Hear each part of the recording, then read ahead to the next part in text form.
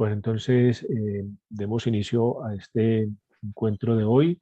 Un cordial saludo para nuestras compañeras, nuestros compañeros que están asistiendo en este día. La verdad es muy motivador que en este ejercicio de metodología de seminario alemán ustedes estén participando en calidad de relatores, de correlatores, haciendo protocolo. Como les decía, este es un ejercicio eh, de amigos, de aproximarnos a lecturas, de compartir nuestros escritos. Sabemos que escribir y más escribir filosofía es, supone un dolor parturiento, ¿sí? Hay muchas formas de escribir, pero la escritura filosófica demanda, demanda otro tipo de actitud, otro tipo de exigencia, ¿sí? Eh, hablar en público, ¿sí? Mm, todo este ejercicio de saber argumentar, ¿sí? De hacer análisis, de hacer síntesis, eh, de proponer lecturas, miradas, todo esto hace parte del ejercicio filosófico, ¿sí? Eh, Sabemos que uno de los eslogan del programa de filosofía de la UNAD es democratizar, ¿sí? Democratizar la filosofía. Y democratizar la filosofía no es hablar en todas partes de Platón y de Aristóteles o de Kant o de Hegel. Democratizar la filosofía es democratizar el ejercicio del pensar, ¿sí? Facilitar esos procesos de pensamiento. Bueno, entonces, eh, quien tiene hoy el protocolo, la lectura del protocolo anterior, pues es el compañero Juan Sebastián. Yo voy a tener que compartir. Él me dijo que pues, estaba en una zona rural. Voy a dejar de compartir su pantalla, don Gustavo, pero ahorita hacemos el ejercicio de compartir nuevamente. Bueno, les decía que el protocolo lo hizo Juan Sebastián eh, Delgadillo, y quiero hacer como una aclaración. Miren, con Juan Sebastián hay una cuestión muy interesante. Es una persona en condición de discapacidad visual, ¿sí? En condición. Eh, estuve leyendo, le hice algunos ajustes pequeños, pero me parece muy ejemplar y muy loable mm, que, que él esté en ese proceso, ¿sí? Que su condición no sea una limitante. Pero también es cierto que nos está interpelando, ¿sí? Nos está interpelando. Y ese ejercicio de reflexión que pues cada quien, digamos que tendrá que hacerlo, cuál es su compromiso, ¿sí? Mm, con su proyecto de vida, con su estudio, ¿sí? Y no solamente tenemos a Juan Sebastián en condición de discapacidad visual, hay otros compañeros, incluso una señora, ¿sí? Entonces, esto nos invita y esto nos tiene que desinstalar también a los que decimos que tenemos todos los sentidos buenos. Eso nos tiene que interpelar. Bueno, mm, pues me voy a tomar el atrevimiento de leer por él, porque pues no se ha conectado. Me dijo que iba a hacer todo lo posible de conectarse a través del celular porque estaba como en viaje o en el campo, algo así. Listo. Se presenta la lectura del capítulo El poder denunciar la verdad, el surgimiento de un nuevo régimen de verdad perteneciente a la obra La inteligencia artificial o el desafío del siglo XXI, anatomía de un antihumanismo radical, del autor Eric Saade.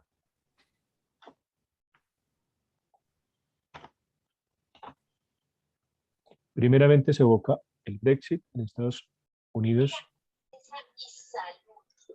Primeramente se evoca el Brexit y en Estados Unidos la victoria de Donald Trump. La belleza. Ana María Pulido, muy buenos días. Así es, Pachi, donde toca estamos. Y mire, por supuesto, nos tocaba hoy también, Pachi. Bueno, qué pena, pero me va a tocar entonces bloquear los micrófonos, porque sí que es demasiado molesto. Gracias por estar aquí. Gracias por estar aquí, Pachi.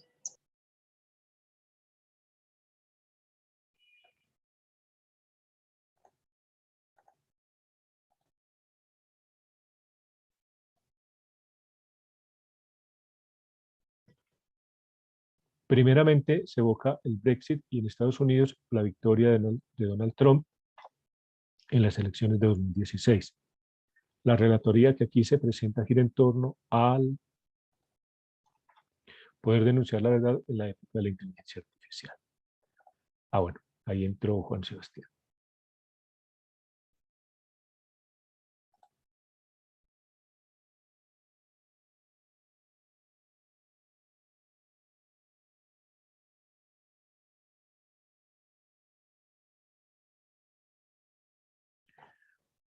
Juan Sebastián, muy buenos días.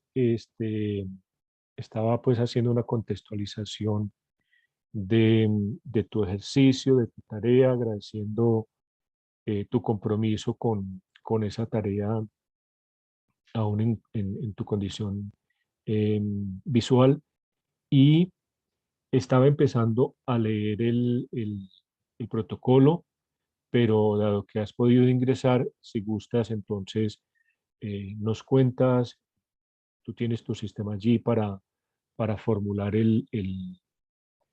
digamos que para poder hacer lectura del protocolo.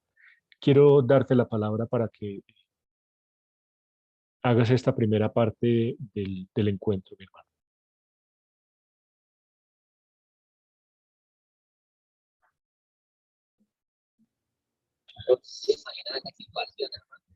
Buenas, buen día para todos ustedes, compañeros. Espero se encuentren muy bien. ¿Me están escuchando? Antes de todo. Sí, Juan Sebastián, se escucha muy bien. Listo. En este momento estoy con datos móviles. Si no se me escucha, ya saben por qué se debe. Bueno, para hacer el protocolo, yo me basé en la reunión de la fase anterior. Me apoyé por medio de la grabación dispuesta en el Teams, y de ahí traté de resaltar los momentos más importantes que se siguen de la reunión, como la lectura de la relatoría, la lectura del protocolo a cargo del eh, el compañero Alex, y ya por último la discusión, que es parte fundamental del ejercicio de la reunión. Agradezco mucho que me haya cedido la palabra y aquí voy a estar atento.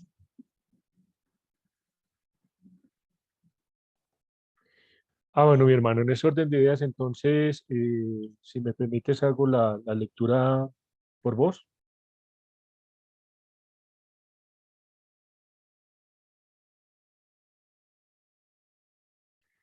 Bien. Entonces, nos hallamos en una época de la posverdad. Aquella relación histórica con la verdad se rompe y cambia el estatuto de verdad occidental que nos acompañaba desde Platón hasta Nietzsche. Ahora nos encontramos con una verdad unilateral, aplicable desde la especificidad de los campos y que engulle la pluralidad de la verdad y el disenso. Se cree que se abandona la concepción de una verdad plural para acercarse a una mayor practicidad donde no quepa el cansancio, gracias a la sapiencia universalidad que puede tener una inteligencia artificial, que se presume superior y menos errada que la razón humana. La aletheia algorítmica se presenta pues como aquella de aprehender la realidad, Frente a lo expuesto, se menciona que estamos en un régimen que no da lugar a las sombras y que se sustenta sobre la inflación informacional, que es un cambio cualitativo y estructural de esa infosfera. Bajo este panorama no cabe espacio para el disenso y al estar inmersos entre fake news, la verdad se hace fragmentada, lo que causa que se fragmente la humanidad y se llegue a la ignorancia y la violencia que se hace relucir en eventos como el rechazo del acuerdo de paz con las FARC, Brexit o la victoria de Trump. Desde el pensamiento de Byung-Chul Han se afirma que vivimos en una sociedad sin verdad, que tiene su causa en las fake news y en la idealización de las TIC y en los procesos automatizados. Con ocasión del texto de Saddam, se afirma que esas fake news nos hacen ser semejantes a un golem. Posteriormente procede a dejar de facto la importancia de contrastar datos y da un ejemplo de una noticia falsa que se origina en Internet. Desde el punto de vista del autor de Ser y Tiempo, se recalca uno de los estados de la verdad que se define por estar abierto a ser descubridor de esta verdad. Por eso la inteligencia artificial debe participar como una herramienta con la cual se pueda contrastar esta verdad. Esta sociedad en la que no hay sombras reviste un ocultamiento del ser. En la actualidad se añade un nuevo binomio a la lista. Anteriormente teníamos los binomios verdad-reparación, verdad-justicia. Ahora nace un nuevo binomio, verdad-rendimiento. En el marco de la reflexión de Han, vemos que la verdad entra en un segundo plano y ya se busca que la verdad sea sinónimo de rendimiento y de un no cansarse. Otra de las intervenciones señala que gracias al masivo uso de las tecnologías móviles, las empresas tienden a apropiarse de datos antes privados que ahora se venden al mejor postor. Todo esto a través de la inteligencia artificial que, si es preciso, puede modificar dichos datos. Por otra parte, se agradecen las participaciones en la sesión y recalca el hecho de que se están creando horizontes de sentido compartidos. Se menciona que la diferencia entre la piedra, el animal y el hombre radica en que la piedra carece de mundo, el animal tiene entorno y el hombre mundo. Remata con la reflexión en la cual menciona que el peligro no radica en que las máquinas piensen, sino en que nosotros dejemos de pensar. En cuanto a la relatoría de Sand, la reflexión de la relatora se basa en el capítulo Estar más cerca de los cuerpos y de las mentes, de la obra La inteligencia artificial o el desafío del siglo XXI, anatomía del antihumanismo radical, en el que se nos induce en los términos de la simplicidad y las interfaces ergonómicas que nacen en el 2007 con el advenimiento de los iPhones y la fundación de la era de los smartphones, en la que nos encontramos permanentemente acompañados desde la noche a la mañana. Con la era del smartphone llegan las apps y ahora en la época de las post-apps tenemos una aplicación para cada momento vital, desde el regular el sueño y el despertar, elegir la forma de hacer un baño, vestirse o comer. La inteligencia artificial presuntamente ha quitado una carga de nuestros hombros, pero con esta carga se lleva también aquello que aparece como la sal de la vida. La relatora parafrasea a Jaron Lanier, filósofo informático. Este nos dice que las TICs en su inicio tenían una vocación pública, pues que alguien se viera privado de estas herramientas podía entrañar una injusticia y nace la cuestión. ¿Cómo celebrar un espíritu empresarial donde todo es gratis? Responde diciendo que hoy no podemos responder a esto con la publicidad, pues esta ya no se puede llamar así, sino que por el contrario, estos recursos se transfiguran en medios capaces de modificar la conducta. Jaron encuentra este hecho como un gran error salido de control, que no se da porque hayan personas con el propósito de dañar a la sociedad. Finalmente, la relatora se pregunta si es posible concebir el Internet como un espacio donde se rescaten las subjetividades individuales y no se dé ese fenómeno de la igualdad de pareceres muy común en Internet. Correlatoría. El correlator rescata de la relatoría las ideas de cotidianidad y el reconocimiento sobre la verdad.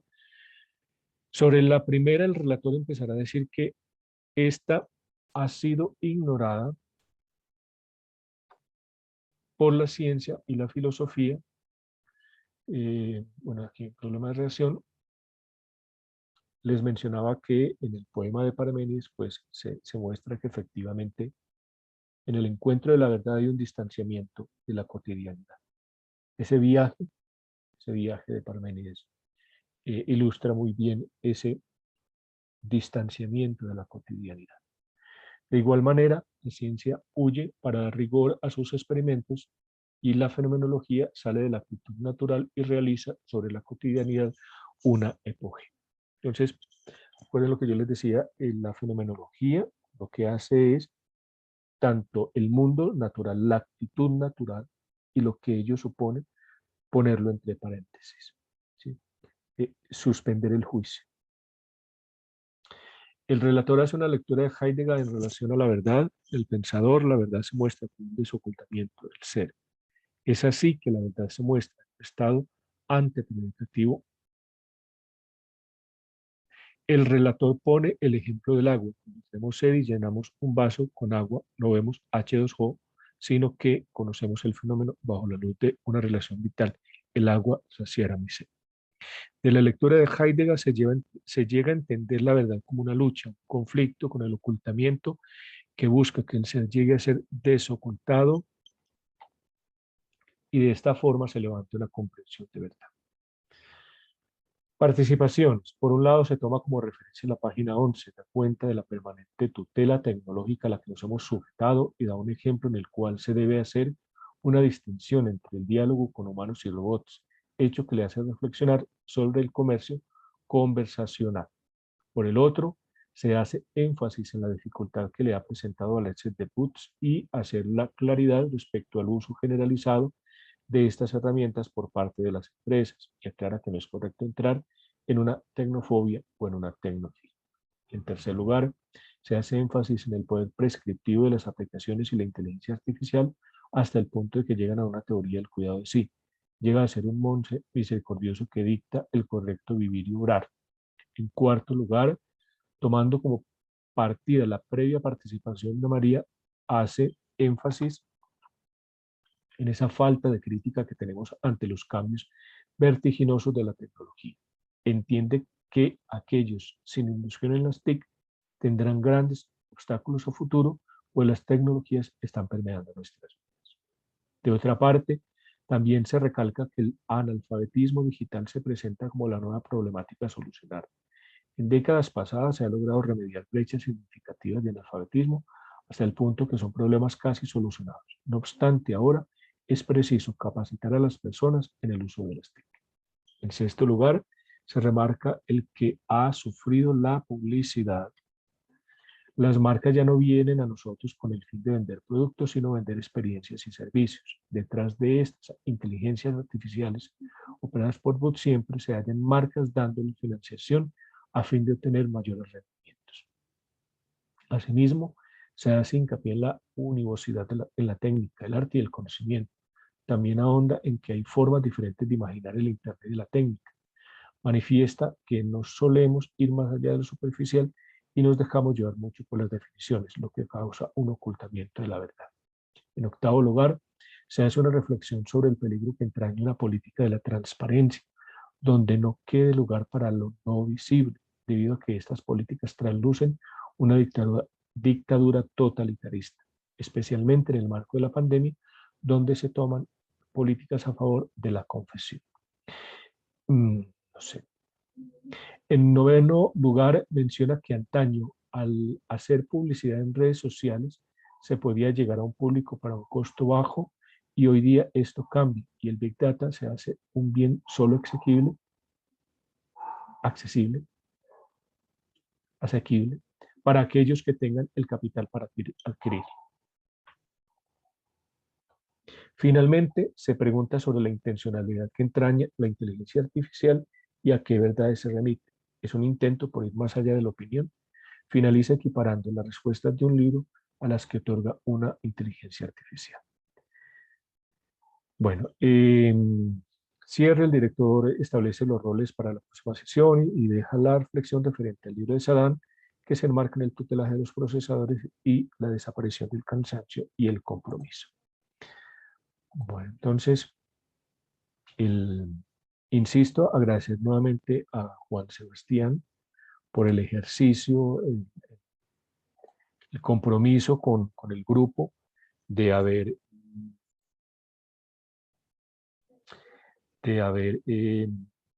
hecho esta propuesta de protocolo. Bien, continuemos por favor con la relatoría. Don Gustavo, tenga la bondad entonces nuevamente el ejercicio, compartir pantalla y seleccionar la ventana que corresponde con el archivo donde usted tiene la relatoría.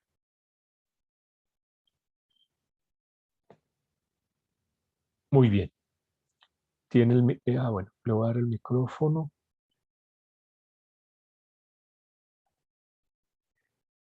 Por favor, active el micrófono.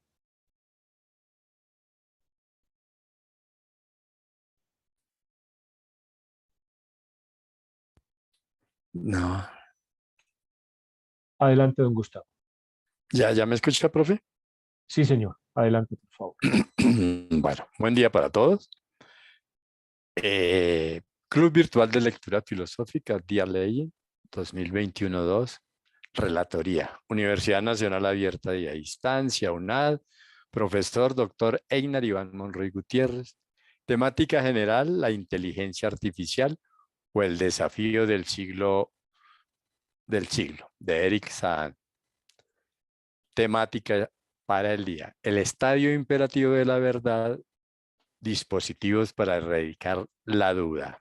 Octubre 9 de 2021, relator Gustavo Galindo. A manera de introducción, retomando el final del último párrafo del tema del estadio incitativo de la verdad, esperamos realmente de la inteligencia artificial que los procesadores nos gobiernen y nos liberen de nuestra propia responsabilidad para la toma de decisiones, o ya esto es una de las nuevas verdades y realidades de hoy. Eric Sahn habla de ese sinnúmero de arborescencias que manipula todas y cada una de las acciones del hombre en la cotidianidad, agregando que aunque siempre existirán alternativas diferentes para la toma de mejores decisiones, el hombre se encontrará de frente con la incertidumbre y la persistencia de la duda, la ansiedad, la inseguridad y los riesgos que lo anterior implica, enfatizando esto con respecto de las actividades de tipo profesional. Al desarrollar el tema, podemos decir que hoy, en el mundo de la economía, el social, el político y aún el religioso, está regido, según Sahn, por leyes, reglas, normas y certificaciones que han permeado lo más íntimo de la subjetividad y la libertad humana, orientando todo hacia la perfección del mundo organizacional y personal desde la visión piramidal del poder. Esta visión ha llevado a la conformación de equipos humanos dedicados a la estructuración de procesos de asesoramiento que tracen políticas de control y seguridad para el desempeño, no solo laboral, sino institucional, apoyándose en procesos informáticos algorítmicos que deben traducirse en imperativos incuestionables y decisorios. Es el caso de IBM, que vende sus derechos para la fabricación de computadores para enfocar sus objetivos a la asesoría empresarial y el desarrollo de procesos de informática que apoyen los temas de toma de decisiones, es decir, suplantar en gran parte lo que correspondería hacer al ser humano. El sistema financiero, así como la mayoría de las actividades económicas de gran escala, ya implementaron hace algún tiempo este tipo de prácticas, llevándolas a los procesos de selección de personal y su evaluación de desempeño posterior, dejando de lado los criterios de procesos humanos bajo la premisa de que sus decisiones eran subjetivas y susceptibles de dejarse influenciar por sus propias concepciones del ser humano. Es tanto que hasta los procesos de la rama judicial también han sido permeados en parte por esta tendencia de dejar en manos de la inteligencia artificial decisiones propias del buen criterio y conocimiento de sus jueces, en lo que se ha llamado la robotización de la justicia, de la justicia, aplicando posiblemente el principio utilitarista de Jeremy Bentham, que la mejor acción es la que conlleva mayor utilidad a un número mayor de objetivos. Y entonces, ¿cómo pretender desconocer el derecho de las gentes a debatir, a contradecir, a contrapreguntar, a diferir? Vamos de esta manera por la senda por la cual va el rebaño todo. Hoy dejaremos en las manos de la inteligencia artificial nuestra íntima capacidad y nuestro derecho inalienable a tomar nuestras propias decisiones. Tal vez una de las muestras más dicientes y perjudiciales se da en la educación en el momento en que hemos venido entregando a actores comerciales la creación y el desarrollo de textos y programas que posteriormente son impuestos al estudiantado con la desafortunada anuencia de algunos docentes y directivos docentes en particular. Se ha permeado con este tipo de esos la libertad de cátedra y a su vez el derecho de los niños y jóvenes para disentir y de paso frustrar su propia construcción de un pensamiento crítico, creativo y solidario que le permita convivir y defenderse en sociedad dentro de los parámetros de inclusión, de igualdad y de equidad. Se trunca de esta manera el articular las políticas públicas con lo que requiere realmente la sociedad, que cada vez está contra la pared y en manos de organizaciones no propiamente dedicadas a su protección. Hoy la sociedad se encuentra sometida a las presiones que no tienen aceptación, que interfieren en lo más íntimo de los entornos humanos y orientados definitivamente para el logro de intereses grupales, económicos y políticos. En consecuencia, la lucha debe ser por liberarnos de la influencia de todas estas presiones de los mecanismos artificiales que asfixian la sociedad global y que no podemos ni debemos permitir que comillas, se sustituya nuestra conciencia y nuestra libertad de acción, comillas, tal como lo propone Sadin y como se dijo al principio de esta relatoría, asumiendo la responsabilidad propia del hombre que piensa y actúa con criterios éticos y desde luego sin que de esta manera se desconozca la importancia y el valor de los avances tecnológicos y científicos que han venido desarrollándose en los últimos tiempos, pero sin que estos avasallen la libertad y la conciencia del hombre. Muchas gracias. Muchas gracias, don Gustavo. Quiero, antes de darle la palabra al correlator, destacar que don Gustavo es un egresado nuestro del programa de filosofía, ha tenido un rol muy significativo en su comunidad. Me da mucho gusto ya leerlo, no en calidad de estudiante, sino en calidad de colega. Eh, sé que este espacio eh, significa mucho para todos nosotros y quiero agradecerle a él no solamente participar del club, sino también mm, el compromiso que tuvo de hacer esta propuesta que en esencia está indicando un punto fundamental mm, de nuestro tiempo, la cuestión de la libertad, la cuestión de la responsabilidad. Giorgio.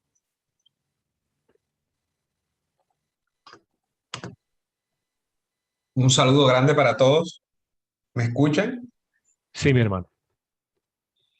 Bueno, ya les presento la correlatoría y bueno, quiero pedir disculpas porque dije que les iba a compartir unos libros, se los voy a compartir, pero esta semana he estado un poco enredado y pues no he podido, pero no es que se me haya olvidado. ¿Ya pueden ver la pantalla? Sí, señor. Adelante. Entonces esta la hice estilo ficha de lectura. No sé, me pareció curioso, aunque no es lo más, digamos, clásico, usual para este tipo de actividades. Bueno, el título del capítulo es el estadio imperativo de la verdad, dispositivos para erradicar la duda. Palabras claves que yo encontré en el texto fueron verdad, doxa, imposición, utilitarista y ambigüedad. Entonces, las hipótesis o tesis del autor, la primera que encuentro es que cada vez hay menos margen de error. Al mismo tiempo, también se disminuye el margen para el acierto. Se ha creado un dogma que entre menos decisiones se tomen, pues es mejor, sintiéndonos más seguros con la repetición de algo que parece un mantra, que dice la máquina no se equivoca, es objetiva y pues obviamente sabe más que yo. Citando a Sadin, hoy cuanto más sensibles y costosas son las decisiones a tomar, más se aspira a recurrir a sistemas calificados para dar forma a la acción humana. La inteligencia artificial hace las veces como ayudante en tareas monótonas y repetitivas, volviéndose una ayuda, valga la redundancia, que otorga mayor agilidad y rapidez en los procesos. Sin embargo, en diferentes escenarios y ámbitos se ha visto que rápidamente comienza a dejar de lado su rol de ayudante y pasa a ser el centro de las operaciones. En reiteradas ocasiones se ha demostrado que esto lleva a sesgos graves, falta de complejidad en el análisis y atenta contra nuestra naturaleza plural y ambigua. Citando otra vez a Saddam, una vez más, estos dispositivos se presentan como algo que no se deriva, sino de funciones complementarias. Pero lo que hay que ver es la trayectoria en curso que nos ponen ante la vista sistemas que, por su poder para extraer conclusiones supuestamente rigurosas, contribuyen a relativizar y quizás a largo plazo a excluir la percepción humana inevitablemente plural de las cosas. Por medio de la imposición de estas nuevas tecnologías perdemos gran parte de lo que nos hace humanos. Esto es la ambigüedad. Somos un ser ambiguo, el cual vive en una realidad llena de matices y no a blanco y negro. Esto se puede notar cada vez que entramos con mayor profundidad en una rama del saber o tenemos una amplia experiencia en un trabajo. En ese momento, una de las cosas que se notan es la no existencia de una respuesta o solución universal. En palabras de Sadin, lo que caracteriza a estas tecnologías de divulgación de la verdad es que evacúan la ambigüedad propia de toda situación, de las relaciones humanas y del lenguaje. Hay una riqueza en la ambigüedad que nos permite componer con otros y lo real sin quedarnos con una sola opción que sean excluyentes de todas las restantes. La inteligencia artificial avasalla por medio de la doxa, la cual se fortalece por medio del lobby, los comerciales y las creencias populares. Sería un error negar los avances que éstas significan. También fingir que las mismas no traen ventajas y utilidades. Claramente la inteligencia artificial y los desarrollos o las novedades pues, que esta trae consigo tienen muchas ventajas y son atractivas. Si no, pues sería un problema que ni siquiera nos plantearíamos. No obstante, es una postura demasiado inocente creer que es perfección, una panacea, un santo grial o la verdad absoluta. El auge de esta doxa de la transformación digital, como lo llama Saddam, es que la misma apela mucho a la sentimentalidad, jugando con la ambigüedad intrínseca del ser humano para posteriormente intentar exterminarla. Esto, pues, gana más a nivel publicitario, ha sido como el pilar más fuerte de la inteligencia artificial y de las diferentes empresas que están a cargo o desarrollan inteligencia artificial. Y es por medio principal, este es el principal medio para que nosotros ya las comenzamos a ver como entidades superiores hasta tal punto de que son dueños de la verdad. Palabra citando a Saddam, primero toman forma dentro de dispositivos que operan de modo automatizado sin requerir nuestro asentimiento previo y en los plazos más cortos posibles. Luego, están llamados a interferir en un número de actividades individuales y colectivas que aumentan sin cesar, cubriendo un alcance virtualmente integral. Finalmente, se les otorga un valor supuestamente objetivo, parecen desprovistos de toda intención y solamente concebidos para hacer que nos beneficien de su incomparable eficacia. Aquí paso directo a un ejercicio hermenéutico porque el compañero Gustavo ya, pues, como relator principal nos resumió y también obviamente puso su postura al texto, su lectura del texto. Entonces, pues me pareció, no digamos que redundante, pero no me pareció necesario volver a hacer un resumen, sino ya hacer una interpretación más personal de un análisis que hice. Y el primero es que se produce una prescripción de la verdad. En la actualidad, el rol de soberano lo aparenta poseer la inteligencia artificial, mostrando un aura de objetividad, desarrollo, ciencia y saber. Sin embargo, las IA no se producen solas, no cayeron del cielo. Estas son creadas, desarrolladas y o programadas por diferentes empresas que obviamente los accionistas, los dueños, tienen sus propios intereses, como cualquier persona, e intereses personales. No solo tiene que ser el interés del desarrollo científico, no, toda persona tiene su interés personal y hasta cierta medida una voluntad de poder. La ambigüedad hace parte de la realidad intrínseca de la complejidad del ser humano. Las subjetividades, la contradicción y el enfrentamiento de intereses que lleva a consensos es lo que ha otorgado los grandes avances de la humanidad. Desde la pluralidad y los cambios de paradigmas que éste puede acarrear consigo, es que se generan avances. En contraparte, cuando las mayorías provocan la expulsión de lo distinto, se da lugar a muchos de los hechos más lamentables de la historia. El devenir del mundo globalizado se basa principalmente en una lógica utilitarista. Por ende, se plantea que además de las cosas, las actitudes y los valores pueden ser tratados de una manera algorítmica y cuantificable, lo que conlleva a que por medio de estas operaciones se decida qué es bueno o malo, justo o injusto, bello o feo, entre muchas decisiones más. Por medio del lobby político, publicidad y otras prácticas en muchas ocasiones de dudosa procedencia, se ha impuesto la creencia de que la IA no se equivoca, viéndola como un ser divino, la cual corrige nuestros errores y al mismo tiempo procura que no cometamos ningún nuevo error. La pauta excesiva, el misticismo que la rodea y la presión que con ello se genera ocasiona que voluntariamente cedamos la capacidad de decisión cada vez a una mayor cantidad de ámbitos a la IA.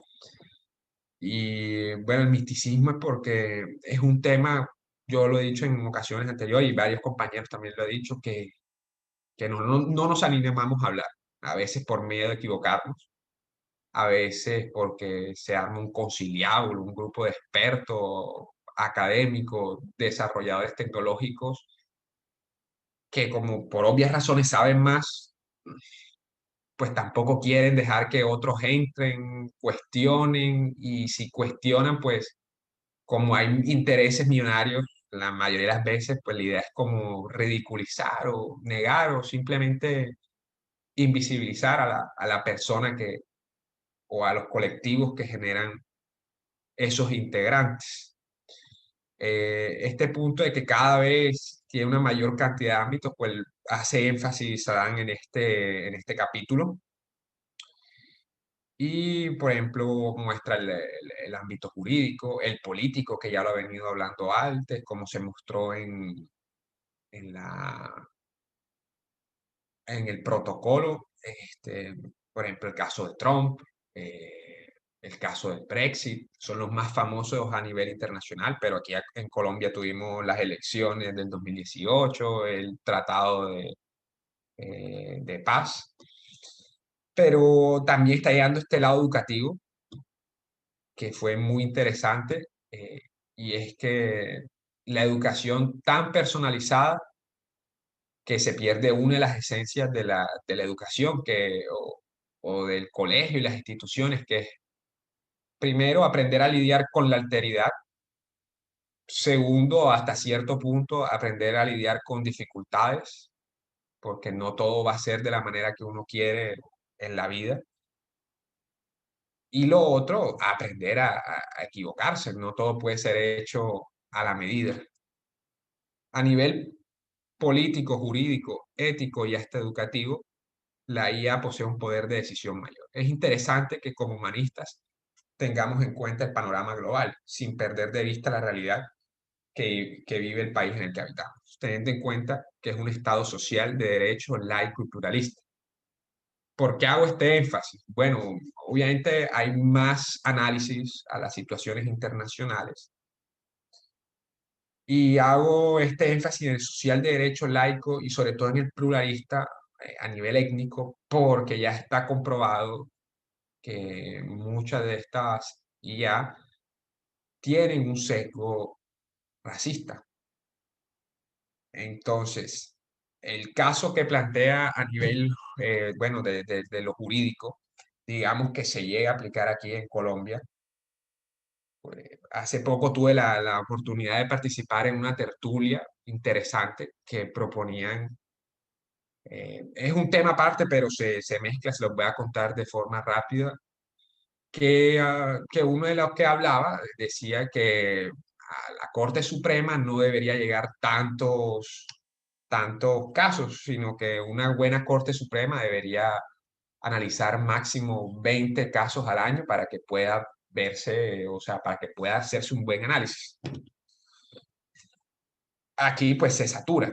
En ese caso, digamos que la IA podría ayudar. Sin embargo, él plantea un caso que dice que sería muy interesante analizar y muy difícil de tomar una postura, una selección, o sea, que tiene que ser analizado a profundidad.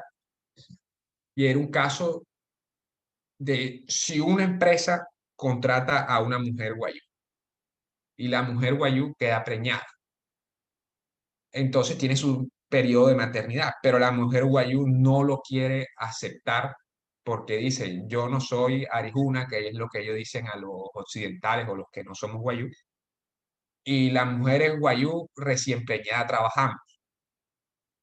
Entonces ahí, ¿qué decisión se toma? Porque la empresa, por otra parte, tiene que seguir ciertos estándares nacionales y uno de esos es respetar la maternidad. Si a la mujer le llega a pasar algo estando en maternidad o al hijo le llega a pasar algo, el responsable será la empresa. Pero por otra parte está el choque de leyes y de la cultura guayú que haría pues difícil tomar una decisión sobre qué hay que hacer y cómo hay que hacerlo. Entonces, es peligroso sacar el ámbito humano que es capaz con tiempo y con paciencia de llegar a una solución a estas disquisiciones que probablemente una inteligencia artificial la tomaría con algún sesgo racista o con algún sesgo de mayorías. Entonces, estas fueron las preguntas que a mí me dejó el texto. La primera es si el ser humano podrá seguir considerándose como Homo sapiens cuando ya no tenga la necesidad o la posibilidad de tomar decisiones. ¿Qué ocurrirá con las relaciones intrapersonales e interpersonales si los pequeños y grandes rasgos de nuestra vida son dirigidos por entes externos? ¿Cómo nos asociaremos, discutiremos, hablaremos con los demás si las decisiones ya están claras y la toma una máquina? ¿O qué pensaremos nosotros mismos? ¿Cuál es mi utilidad? Que es una pregunta que uno se hace constantemente. Imagínate cuando lleguemos al punto de no tomar decisiones o muy pocas decisiones. ¿Cuál es el rol de la ética ante este escenario poshumanista cada vez más tangible?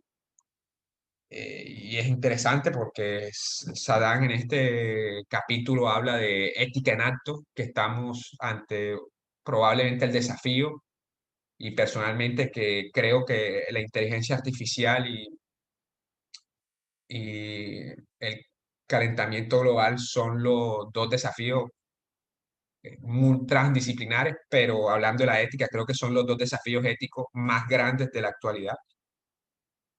¿Se podrá imponer a plenitud la mirada utilitarista a nivel ético y político? ¿Valdría la pena negar esa ambigüedad que nos hace humanos por la consecución de una bomba de felicidad? Y bueno, compañeros, esta es mi presentación. Esto fue lo que tenía. Muchas gracias a todos por su tiempo. Giorgio, muchas gracias por compartir tu lectura.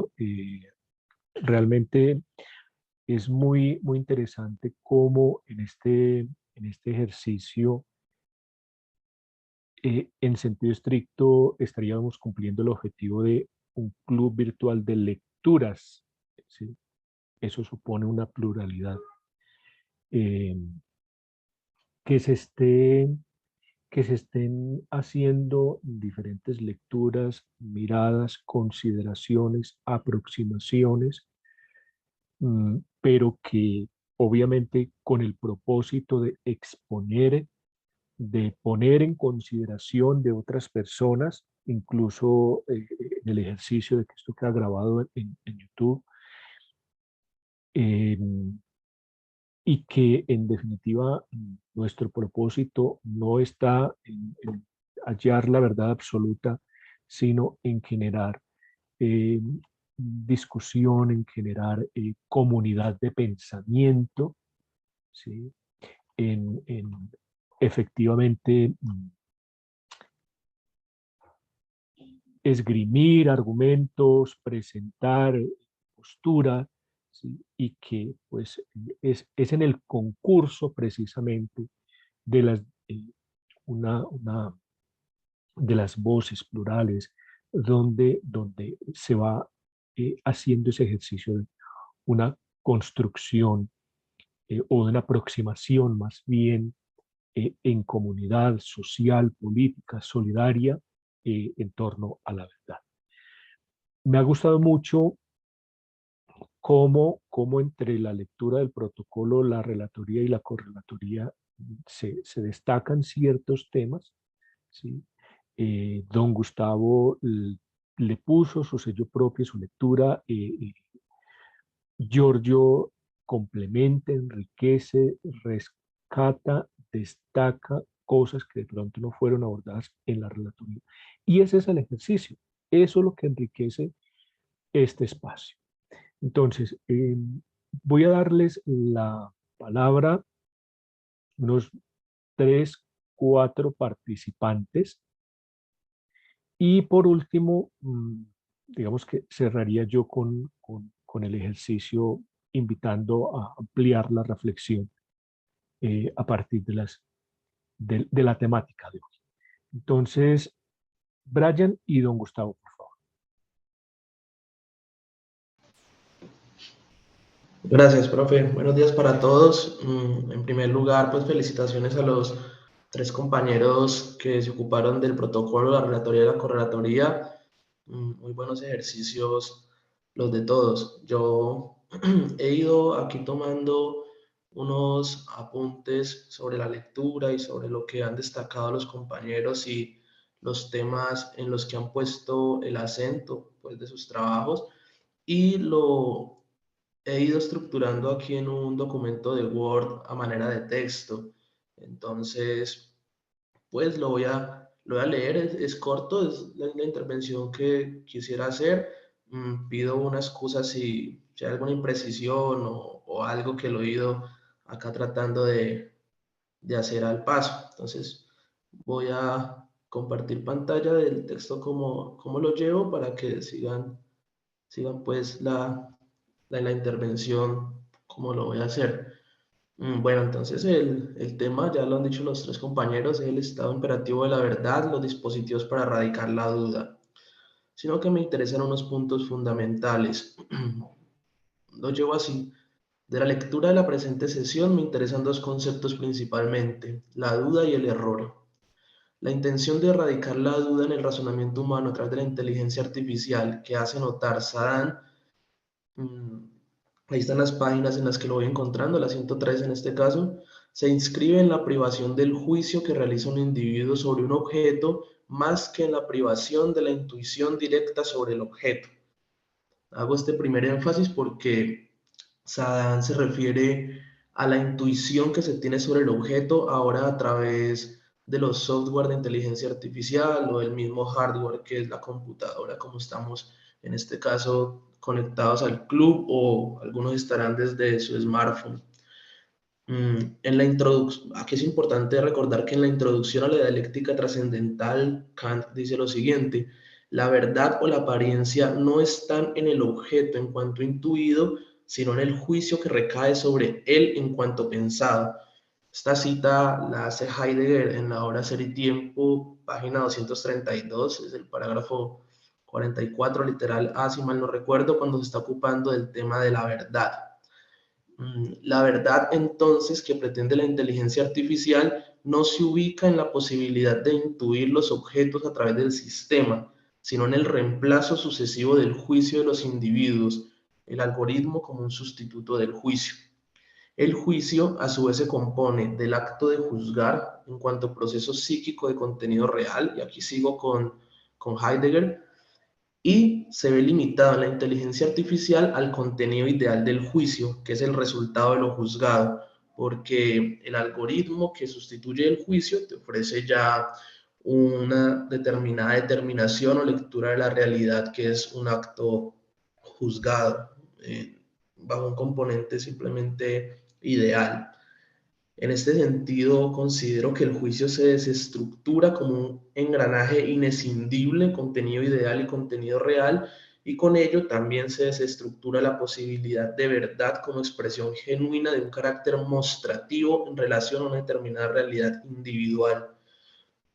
Esta verdad la vinculó al sentido mismo del lenguaje, del decir, que siempre es procurar mostrar algo, y ese es el estado del individuo en cuanto a la verdad originaria, que es el descubrir, el mostrar la verdad de algo, el desocultar lo que se le presenta. Sería el fenómeno originario allí de la verdad, y eso pues se limitaría con la supuesta verdad imperativa que ofrece la inteligencia artificial. Acá ya venimos al campo de la duda y el error, que es lo que me interesa más. Saadán, en la página 119, ejemplifica el discurso con el escenario de la justicia y la participación o utilización de la inteligencia artificial para la toma de las decisiones. Ya estamos hablando del marco de la justicia, no de la cotidianidad, no de ningún otro escenario, sino de lo legal. Me importa poner el dedo en este asunto en la medida que el autor trata indistintamente las partes que componen la decisión. Hay una premisa jurídica, hay una premisa fáctica, y ya vamos a ver por qué él utiliza un lenguaje que podría ser ambiguo para representar lo que en verdad él está diciendo. Vincula ambos componentes a la duda como fenómeno que beneficia a los enjuiciados. Habla de la afectación de esa duda y el beneficio que tiene para los enjuiciados su no afectación, así como la reducción de errores a fin de soportar el relato sobre la desnaturalización o calidad imperativa de la verdad. Aquí conviene distinguir estos aspectos y ubicar la utilización de la inteligencia artificial en la correspondiente premisa para demarcar las etapas de juicio en cuanto al contenido real y el ideal. Aquí el juicio, me refiero al juicio como proceso psíquico del individuo y no etapas del juicio legal. Veamos esta ubicación desde la epistemología jurídica, que se preocupa por el conocimiento que gravita en los juicios, ahora sí los legales. Desde la epistemología jurídica, que se ocupa del conocimiento que se introduce en el proceso judicial, se entiende que los procesos y en general los sistemas normativos sobre derechos de los implicados contienen una serie de preceptos y valores que se ubican teóricamente en diferentes núcleos o niveles epistémicos, 3 en concreto. El primero son los valores extraepistémicos, el segundo es el núcleo duro de la epistemología jurídica, y el tercero es el núcleo débil de la epistemología, o un nivel que llaman los autores como cuasi epistémico. Estos 3 niveles comprometen respectivamente: el primero, los postulados de transparencia, debido proceso, algo enteramente legal; El segundo atiende a disminuir la probabilidad de sentencias erróneas. Encontramos ya el error que nos identifica Saddam. Y el tercero, que es el núcleo cuasi epistémico, se ocupa de la distribución de los errores. O sea, recordemos, el segundo, reducción de los errores, y el tercero, distribución de los errores. Ya vamos a ver por qué. Y también de algunas instituciones de prueba, este tercer núcleo, porque, como lo decía allí, el proceso judicial atiende a un imperativo o a una necesidad fundamental que es de la prueba de los hechos. La inteligencia artificial, como vemos, se ubica en el tercer núcleo y parcialmente en el segundo, ubicándolo en la lectura que hace Saddam de la intervención de la inteligencia artificial en el proceso, reducción de errores y erradicación de la duda. Sin embargo, a su vez, hemos de separar dos planos diferentes. Ya se los anunciaba anteriormente. El error en cuanto al componente de reducirlo, porque este no se vincula a la labor judicial, sino a políticas públicas sobre los enjuiciamientos, determinando en los cuerpos normativos cuál error es más tolerable en un Estado social y constitucional de derecho. Aquí tengo una imprecisión. Esta reducción aquí era la distribución, porque el tema de la distribución del error de la que les hablé es lo que se refiere a las políticas públicas, que es básicamente que el legislador, o sea, el órgano que se encarga de hacer las leyes, tanto sustanciales como adjetivas, que son las que le interesan al proceso judicial y al proceso de toma de decisiones, es la que determina cuáles son los errores más tolerables en el marco del proceso judicial y un Estado constitucional de derecho. Entonces, esta distribución acepta implícitamente que en el proceso judicial habrán errores, y ya vamos a ver por qué es esta aceptación, que deriva principalmente de la categoría o noción de humano que tiene el juzgador. Así entonces, el legislador, por ejemplo, pone el marco del proceso penal y dice qué es más tolerable en Colombia, condenar a un inocente o absolver a un culpable. Por su parte, también en la categoría de error se halla la necesidad de reducción de los errores. Reducir los errores falsos positivos, que es absolver a un culpable, y los errores falsos negativos, que es condenar a un inocente. Toda esta introducción, ¿por qué la hago? Porque es que esta reducción del error es la que sí corresponde a la decisión judicial, es la que sí se compromete con la justicia y no atiende a políticas legislativas, que sería el otro componente que Saddam quiere referir en su texto, pero no lo dice explícitamente y puede provocar algunos errores más de tipo teóricos que prácticos. Bueno, como les digo, la reducción de errores sí corresponde a la decisión judicial y a la labor interpretativa y valorativa de los jueces, porque el juez, acorde con las pruebas aportadas, debe decidir si se convence o no de la ocurrencia del hecho alegado. La duda, que es el otro fenómeno que me interesó bastante, se inscribe también en el último núcleo de la epistemología jurídica a través de los llamados estándares de prueba. Un estándar de prueba es el nivel de suficiencia probatoria que debe tener el juez para acoger y dar por probada una determinada hipótesis dentro del litigio, por la defensa o por la parte que imputa pues los hechos constitutivos de delito tratándose del proceso penal. Y eso también lo habla Saddam en su texto, que entonces, ¿qué va a pasar con la defensa? Pues no, esa duda sigue allí porque esa distribución de los errores no compromete al juez. Esa duda, además de estándar de prueba, y en esto sí tiene razón Saddam, es una garantía fundamental de los enjuiciados, en tanto que se impone su absolución. Una sentencia absolutoria, sobra decirlo, es que se absuelve al procesado de los cargos que se le han imputado, y esto se impone en caso de configurarse una duda razonable en el juez. Entonces miran el peligro de pensar que la inteligencia artificial va a erradicar la duda dentro del proceso, porque eso sería también erradicar un derecho fundamental en temas procesales y sustanciales de los acusados, que es un principio que se llama, aquí lo escribo, indubio pro reo, que es la duda a favor del reo, a favor del acusado. En caso de duda se debe absolver, y esa duda no es objetiva, sino subjetiva en el juez.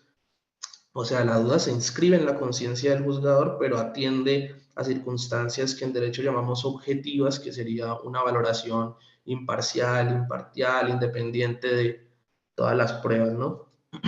Esto es importante para destacar que Saddam, con su identificación de la reducción de los errores, inscribe su discurso, esto ya lo había dicho, en un escenario legislativo y en uno judicial, dejando a un lado el contexto legislativo. En mi análisis lo dejaré a un lado, pese a la importancia que tiene para entender ese discurso de Saddam. Finalizo indicando que en el proceso judicial la decisión se compone de una premisa normativa, una fáctica y una conclusión. La premisa normativa es la norma que se aplica, la premisa fáctica son los hechos acreditados y la conclusión es la decisión. Como ven, esto es una estructura fundamentalmente silogística, donde a partir de la premisa menor, que son los hechos acreditados, se subsume esos hechos a una norma aplicable y se toma una determinación que ya el legislador previó en el efecto jurídico de una determinada norma. En la literatura actual en derecho se ha confrontado radicalmente la posibilidad de que la inteligencia artificial incida en la segunda premisa, o sea, en los hechos, la fáctica, en tanto que allí se comprometen circunstancias particularísimas de los enjuiciados, los estados de conciencia, la identificación de la falsedad de los relatos. Ojo que con esa falsedad no me refiero a la mentira, sino a la falsedad que surge de un análisis conjunto de las pruebas, de los relatos frente a los documentos, frente a los dictámenes periciales, entre otros. Así como otros factores que solo son percibidos por el ser humano, no lo considera como tal la filosofía, sino el derecho y los impulsos o intenciones filosóficas que hemos tenido desde esta disciplina, y por ende se considera en la literatura jurídica que solo pueden ser sometidos por él a un juicio, por el juez en este caso, al juicio como proceso psíquico, como contenido real del juicio. Recordemos la cita de Heidegger que está más arriba. La inteligencia artificial entonces no se compromete con la verdad del juicio. Su labor es limitada a la primera premisa, a la jurídica, que puede ser clasificada, optimizada, organizada, etc.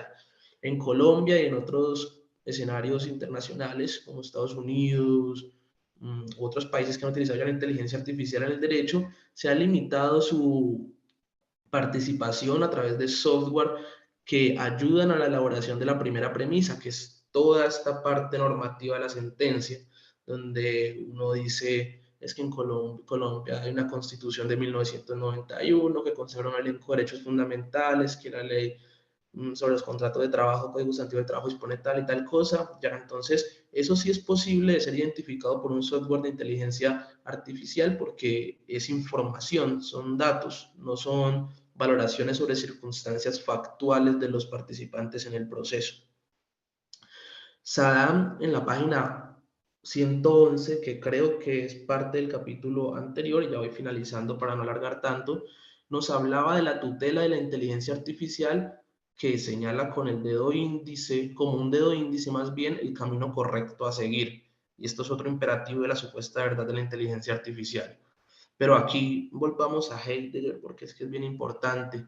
Se debe entender que si tomamos el concepto de verdad como concordancia, ese sentido tradicional, debe considerarse que toda concordancia es una relación, pero toda relación no es una concordancia. Y él nos pone el ejemplo también del signo y del objeto señalado, y nos dice el signo se relaciona con el objeto señalado, pero ello no quiere decir que concuerda con el objeto señalado y por ende que no es verdad. Y eso ofrece el camino trazado por Saddam, una mera relación que no puede confundirse con la concordancia ni con la verdad. Y por ello lo que se introduce al proceso judicial es una prueba indiciaria, una indicación, un señalamiento, que no desplaza el juicio ni se asemeja con la verdad porque no es concordante con algo, sino que simplemente indica, como se dice del dedo índice, el dedo que se utiliza para señalar. El dedo señala, ilumina, pero todo dependerá nuevamente del juicio real e ideal del juez. Heidegger también en Ser y Tiempo, página 231, sigo en ese parágrafo 44, expone que el análisis de la verdad obliga a preguntarse por el tipo de necesidad que nos obliga a suponer que hay verdad. Y eso es bien importante, la verdad no como la verdad actual, la que consensualmente aceptamos, no es, digamos, un fenómeno originario, sino que es el fenómeno ya más consensual, más objetivo, más universal, que es atender a una necesidad específica de decir que algo es verdad, pero no por la realidad implícita en el objeto estudiado, sino por la necesidad de decir que eso es verdad para un fin específico. Y esto es lo que yo hablaba en la antepasada sesión de los binomios que identificaba la verdad sujeta a una finalidad de paz, de convivencia pacífica, de rendimiento, de economía, de justicia, etcétera, etcétera. Que no es una verdad en sí misma, sino que es una verdad sujeta a una necesidad para conformar una concordancia, porque las cosas no concuerdan per se, sino que concuerdan en cuanto a alguna tercera categoría. Como puede verse, el concepto actual de verdad está vinculado a la realización de ciertos fines y atiende a necesidades específicas que naturalizan esa intención genuina de desocultamiento y más bien disimula el beneficio de intereses ajenos a los particulares. Y esto es lo que busca, a mi modo de ver, esa verdad que se identifica en la inteligencia artificial. La verdad es un estado de experiencia muy íntima, como lo podemos observar en Parménides, y aquí acudo a Parménides porque, por ejemplo, el profesor Einar citaba a Parménides en su correlatoria en el tema de la verdad en la sesión pasada, que vi el video y lo escuché allí. Parménides, el descubrimiento de la verdad, lo narró como una experiencia divina, lo celebró en un poema, celebró en un poema, y esto no es de poca monta, esto no es como al azar que haya sido en un poema la narración de la verdad.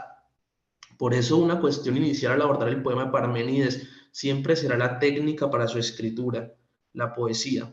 En la filosofía podemos encontrar muchas estructuras gramaticales para exponer cualquier suerte de teorías. Vemos ensayos, Ortega y Gasset, vemos diálogos como los de Platón, aforismos como los de Nietzsche, tratados como los de Aristóteles, etc. Entonces, ¿por qué Parménides usó el verso y la poesía? Esta respuesta podríamos aproximarla a través de Eduardo Rivera en sus ensayos sobre asombros y nostalgia, quien en el ensayo específico sobre el poema de Parménides dice que poesía es celebración, y celebración quiere decir exaltar lo que se celebra, para que así, exaltado, pueda ser visto por todos y resplandezca en su esplendor. Nótese la carga tanto emotiva como semántica de las expresiones que utiliza allí Jorge Eduardo Rivera. Esa noción de verdad, vuelvo al texto que quiso exponer Parménides, estaba lejos de ser la simple correspondencia o concordancia, porque a mi modo de ver ya entendía que esto era meramente consensual, sino que la insertó en una vivencia subjetiva, en una vivencia íntima, casi de tipo mistérico, como también dice Jorge Eduardo Rivera, que lo encegueció y solo era apreciable esa verdad específica, esa que él narró y cantó y celebró en el poema, por él, nadie más la podía ver. Por eso la vinculó a la divinidad. Lo demás, la necesidad de afirmar que algo es verdad, es meramente la adecuación de otras circunstancias a la expresión verdad por su carga en las realidades sociales, pero no es una verdad en sí misma, sino que es una realidad adecuada al concepto de verdad, utilizado con un fin utilitarista y ya no divino como lo intencionaba allí Parménides. El advenimiento de la inteligencia artificial se corresponde con la necesidad antiquísima del hombre por desplazar mediante una determinada figura o creencia sus propias incapacidades. Esto lo hemos visto muchas veces en la religión, como la incapacidad de tener certeza, de tener certeza sobre algo, de prever la ocurrencia de algo, la misma incapacidad del hombre para actuar con bondad en muchas ocasiones, para convivir pacíficamente, y por eso inserta todas estas categorías en la posible realización a través de una deidad que ha pasado desde siempre, así como para desplazar sus propios miedos, ¿no? La duda, la maldad. La duda la hemos visto siempre pues en el mismo concepto de verdad consensual, de decir, no, pues no dudemos porque esto es verdad, porque se corroboró, porque hay hipótesis más fiables de otra, porque nos inventamos el método científico, porque etcétera, etcétera.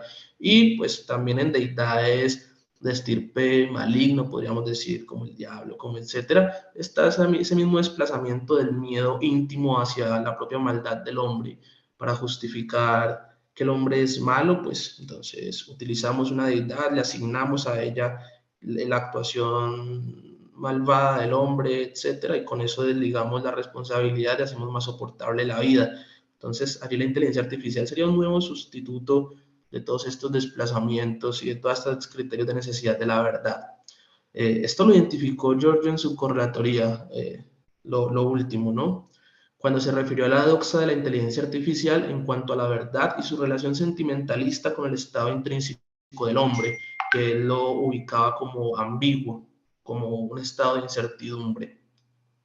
Por último, un comentario sobre lo que Giorgio hablaba, que tuvo una tertulia sobre la función de la Corte Suprema de Justicia, o las altas cortes más bien en Colombia, para no colapsarse con el estudio de múltiples casos. En Colombia utilizamos la inteligencia artificial en la Corte Constitucional principalmente, que es donde suben en revisión todas las acciones de tutela, todas, millones de acciones de tutela. Entonces la Corte estaba colapsada porque no podía identificar en qué casos era relevante una sentencia de tan altísima jerarquía, y por eso se diseñó junto con la Universidad de Buenos Aires, si no me escapa ahora, un software de inteligencia artificial que se llama Pretoria. ¿Y qué es lo que hace Pretoria? Pretoria filtra a través de una base de datos amplísima que tiene sobre derechos fundamentales invocados que son relevantes, sobre asuntos que no han sido tratados por la jurisprudencia constitucional, sobre posible reiteración de abusos y violación de derechos fundamentales, y selecciona a la Corte cuáles son las tutelas que merecen ser objeto de revisión, porque la mayoría serán excluidas y solo algunas terminan en sentencias de la Corte Constitucional, para cumplir la función de unificación jurisprudencial, de darle alcance y una función evolutiva a los derechos fundamentales que tenemos desde 1991, etc. Y esto no es que se incida en la separación de los poderes y que uno diga, bueno, pero es que la Corte no legisla, no, sino que los derechos fundamentales ya los tenemos desde el 91, pero el derecho se ajusta a las dinámicas sociales, y por eso la Corte va haciendo unos ajustes a los alcances de esos derechos fundamentales en un sentido literal. Por último, la cuestión que planteaba también Giorgio sobre la pregunta en el caso de una mujer guayú para trabajar y prestar sus servicios en un estado postparto, que sería el estado de licencia de maternidad y lactancia que reconoce el Código Sustantivo del Trabajo en Colombia y la Constitución Política. Allí hay que separar como tal la decisión de la mujer con los derechos y posibilidades legales que se comprometen, que es la irrenunciabilidad de los derechos, que también es posible, hay derechos que son renunciables y no causaría tanto una controversia, la asunción de los riesgos por parte del empleador, porque los contratos de trabajo, más que contratos de trabajo de estirpe fundamental, son contratos civiles que deben atender a un objeto, causa lícita, que atender a la voluntad de ambas partes para tomar determinaciones, tanto para terminar el contrato como para ejecutarlo, a la posibilidad de discriminación positiva que se vincula a las dimensiones de la igualdad que tenemos enseguida, que el derecho contempla la posibilidad a veces de discriminar a individuos, pero las discriminaciones son positivas, son antes para salvaguardarle algunos derechos, que en este caso podría ser, no estoy para nada comprometiendo mi criterio de cómo decidiría un caso similar, sino que esas dimensiones de la igualdad, por ejemplo, podría decirse no se le acepta su renuncia a la licencia de maternidad, tiene que ir, interponga tutela, todo lo que quiera, no le violo sus derechos, sino que estoy discriminándola positivamente porque no me interesa usted como mujer, aunque suene crudo, no la estoy protegiendo a usted, sino que estoy protegiendo al bebé, al recién nacido, y él sí necesita esto, y bajo la cultura de nosotros tenemos evidencia y y toda la evidencia que tenemos nosotros para decir que el estado de lactancia, que la lactancia materna exclusiva, que yo no sé qué, beneficia al bebé. Podríamos resolver eso, y eso se llama un modelo de función judicial, que es la teoría de la respuesta correcta que planteó un constitucionalista llamado Ronald Dworkin, que denomina a un juez como el juez Hércules y le dice, vea, no haga ese silogismo que vimos arriba, que es subsumir unos hechos en una norma para tomar una conclusión, sino que si no hay norma, busquen los principios, busquen los valores, busquen todas las intenciones del legislador al expedir la constitución política y trate con eso de tomar la decisión correcta en el caso, no la decisión legal siempre, sino la decisión que más se corresponda con los derechos fundamentales. Muchas gracias, compañeros. Creo que se me fue un poquito largo. Gracias. Gracias, Brian. Muy interesante tu aporte. Sí, efectivamente, les pediría que en próximas participaciones, para que le demos la oportunidad a otros participantes, máximo 5 minutos, porque si no, con el perdón de todos, les tendría que parar la participación. Sí, es muy interesante tu aporte, Brian, porque uno, pues lo haces desde tu experiencia del derecho. Dos, saber, digamos que en términos de nuestra realidad, en términos de fallos, en términos de administración de la justicia, cuál es la incidencia que tiene la inteligencia artificial en ese escenario, ¿sí? Pero, pues, insisto, aquí ojalá quepa darle lugar a la palabra a todos. ¿Sí? Fue demasiado extenso y pues por respeto a los demás compañeros eh, les pediría entonces eso. Eso no demerita tu aporte, es sumamente significativo. Mm, lo podemos ir trabajando poco a poco en las otras sesiones porque siempre vamos a estar, digamos que en esos términos de la verdad. Está levantando la palabra don Gustavo, Sandra, Juan Carlos.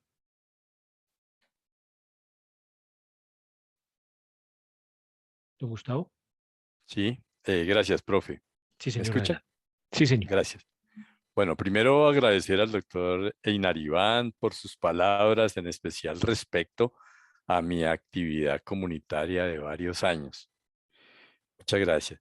Y a Jordo decirle con afecto y admiración que su intervención no solo complementó la mía, sino que la rebasó y es una verdadera presentación de una relatoría.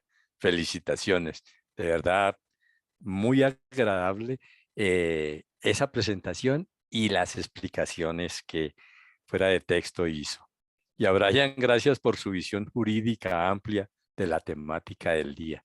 Me parece interesante todo lo que se ha planteado aquí y en particular lo de Giorgio y de Brian. Gracias, profe. Muchas gracias, compañero. Muy contento ese reconocimiento. Sandra. Bueno, compañeros, en primera instancia, gracias, Brian, porque no conocía el término discriminación positiva. Creo que indagaré más al respecto. Y para no repetir lo que ya se ha dicho, voy a ser muy breve con lo siguiente. Del texto de Saddam, del tema que más pues el tema en el que quisiera enfocarme y a partir del cual empecé a indagar, fue la ambigüedad. Al respecto, pues ya Giorgio habló y nos dijo que era lo que nos hace humanos. Yo lo entendía como ese conjunto de subjetividades. Saddam lo expresa así: hay una riqueza de la ambigüedad que nos permite componer con otros y lo real sin quedarnos con una sola opción que sea excluyente de todas las restantes. La ambigüedad representa un reservorio inagotable de posibles y de inventiva.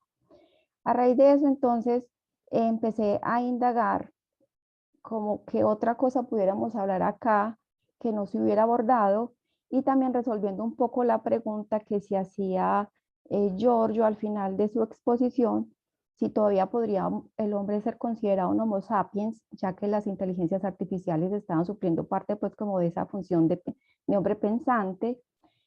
Y también referente a lo que mencionaba Brian en la página 119 que habla Saddam sobre la toma de decisiones. Entonces me encontré con algo que no se ha abordado y la verdad no sé si más adelante lo vamos a ver, profesor, pero quería hablarlo en el momento, algo sobre el organismo cibernético. La abreviatura del organismo cibernético es lo que consideramos o lo que conocemos más bien como cyborgs. Al respecto, se habla de que nosotros en este momento estamos realmente siendo considerados como cyborgs, porque de hecho la unión que tenemos con la tecnología, que está más cerca que nunca a la idea de cyborgs. Un caso puntual es que nosotros ya, por ejemplo, no usamos la memoria o un sitio en nuestro cerebro para la agenda telefónica, sino que ya usamos la del teléfono. Entonces, por consiguiente, podemos ser considerados como cyborgs. Al respecto, se dice que el cyborg es una forma de comprender la vida y de entender la evolución de las nuevas tecnologías. Estamos viviendo en una nueva revolución tecnológica que probablemente nos lleve a un futuro que no se puede comparar con ninguna otra época pasada, ya que está modificando al propio ser humano y a la visión que tiene de sí mismo. O sea, es una realidad que sí puede trascender hasta el humano mismo. Entonces, como ejemplos, me encontré que sí hay cyborgs reales en el mundo. Uno de ellos es Moon Rivas, que es una artista española y una activista cyborg, y es reconocida por tener una conexión con la Tierra extrasensorial gracias a un implante sísmico online en su brazo. Existe otro cyborg llamado Chris Dancy. Él es conocido como el hombre más conectado del mundo. Tiene 11 dispositivos repartidos por todo el cuerpo. Al respecto, Chris dice que solía molestarle que lo vieran como un robot, pero eso ya no le molesta porque ahora todo el mundo anda conectado a los smartphones, a los relojes inteligentes y a todo tipo de aparatos inalámbricos. Me sorprendió que Chris Dancy hace el siguiente énfasis. Dice, la tecnología fue diseñada para facilitar la vida a la gente, pero no es lo mismo útil que conveniente. Entonces ahí él también se refiere al problema de utilitarismo. Y finalmente quería destacar dos expresiones que encontré buscando como el punto de vista de los tecnófilos. Hay dos expresiones que vale la pena indagar un poco más. Uno es tecnología contemplativa y el otro es felicidad digital. Entonces, hasta ahí termina mi intervención. No sorprende que a futuro esos cyborgs resuelvan la duda, inclusive a nivel judicial. Muchas gracias, compañeros. Muchas gracias, Sandra. La verdad, sí, en esta sesión, o sea, me encanta esa participación, la riqueza de las contribuciones. Juan Carlos. Cordial saludo. El compañero Brian ensayó una crítica a la inteligencia artificial basada en dos palabras claves, que es la duda y el error. Yo considero que las palabras claves son incertidumbre y duda, que son más amplias. Dice Adam, la apertura indefinida de lo real supone la incertidumbre. Para mí, esto es una declaración metafísica sobre la incertidumbre. Y agrega, y la persistencia siempre sostenida de la duda. La duda es la relación que la inteligencia establece con la incertidumbre. Entonces resulta que lo que quiero decir es que la incertidumbre tiene muchos sentidos y es muy amplia. Se me ocurre, por ejemplo, que hay incertidumbre cognitiva, hay incertidumbre de cálculo, hay incertidumbre en la voluntad, en el desear, y pues asunto que es propio del pensar filosófico es si hay incertidumbre, llamémosla de esta manera, una incertidumbre ontológica, que pareciera que en esta declaración, por eso digo que es metafísica, sobre la apertura indefinida de lo real supone la incertidumbre. O sea, por ejemplo, sería imaginar como una incertidumbre en el acontecimiento. Entonces, ¿qué es lo que a mi criterio se ha de tener cuidado? O sea, ¿cuál es la alerta o la precaución con la inteligencia artificial? Es la trampa de hacernos creer que hemos pasado de la incertidumbre a la certidumbre. que es muy diferente a relacionarnos con la incertidumbre, porque la inteligencia humana, la inteligencia natural, la inteligencia animal y seguramente hasta la biológica, tiene algo muy especial y es que sabe relacionarse con la incertidumbre, no en el sentido de que elimina la incertidumbre, sino que se relaciona y vive con ella, que es muy diferente. Un ejemplo, en ingeniería hay incertidumbre, por ejemplo, incertidumbre sísmica. Y la ingeniería ha desarrollado procedimientos, conceptos o concepciones especiales para relacionarse con esa incertidumbre, pero obviamente si al ingeniero se le pregunta que si fue eliminar la incertidumbre, pues su respuesta es no, la incertidumbre permanece como algo que no se puede eliminar. Por ejemplo, en la crítica realizada por el compañero Brian, en el proceso del derecho a incertidumbre, y digamos, la ética del derecho es que la incertidumbre tiene que siempre, o sea, la forma en que se relaciona en el proceso con la incertidumbre es que debe estar a favor del acusado, a favor del que va a ser condenado. Entonces ahí está la trampa, o sea, creer que con la inteligencia artificial se pasa de la incertidumbre a la certidumbre. Aunque también pues para una crítica del derecho, o sea, el derecho también es una violencia que quiere hacer pasar de la incertidumbre a la certidumbre por medio del contrato o instituciones. Esa es mi intervención. Muchas gracias, Juan Carlos. Brian, como no es dominio mío la parte jurídica, ¿podrías, sobre los comentarios que hicieron en lo tocante a la parte jurídica, ¿tendrías alguna respuesta? Profe, sí, muy, muy corta.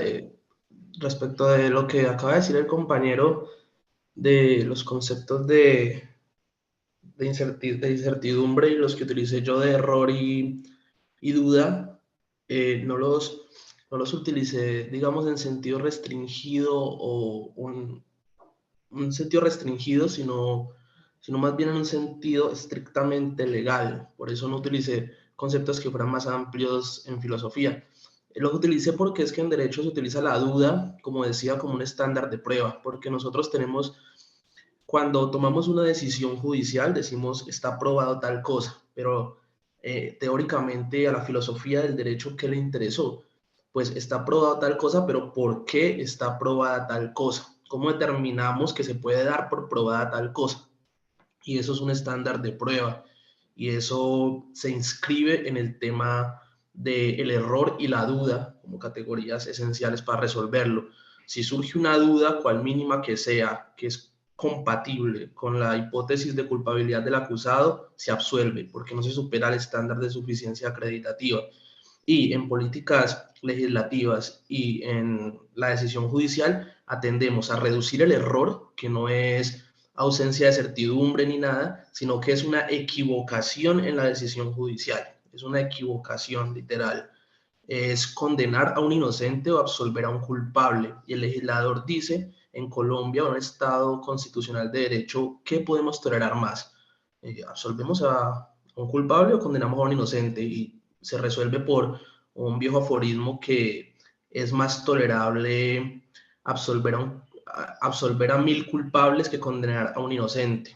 Y esto ya tiene un sentido más humanista, más existencialista y todo, pero que influye en una determinación de estirpe jurídica. Y el otro comentario sobre la modificación de la realidad y la imposición de una verdad estricta a través del marco jurídico, por ejemplo, en el tema de los vínculos contractuales que mencionaba el compañero, no estoy tan de acuerdo, porque si dijéramos que en la decisión se impone la modificación o un enunciado performativo para crear una nueva realidad a través de pruebas manipuladas o que se insertan en una subjetividad de un juez que modifica la realidad, etcétera, podría decir que sí. Pero cuando hablamos de los contratos son figuras bilaterales y precisamente pueden cumplir una función constitutiva. Por ejemplo, piénsese en un contrato de compraventa. La propiedad de un bien es algo netamente ideológico, o sea, ninguna cosa, o sea, este termo no pertenece por su esencia a mí, sino que lo adquirí a través de un título traslativo de dominio, que es comprárselo a una tienda que a su vez lo fabricó o algo. Entonces, él nunca pertenece por esencia a mí, sino que ideológicamente y en marco de una dinámica económica, pues pasó a pertenecerme por una modificación de esa realidad que hicimos a través de un contrato.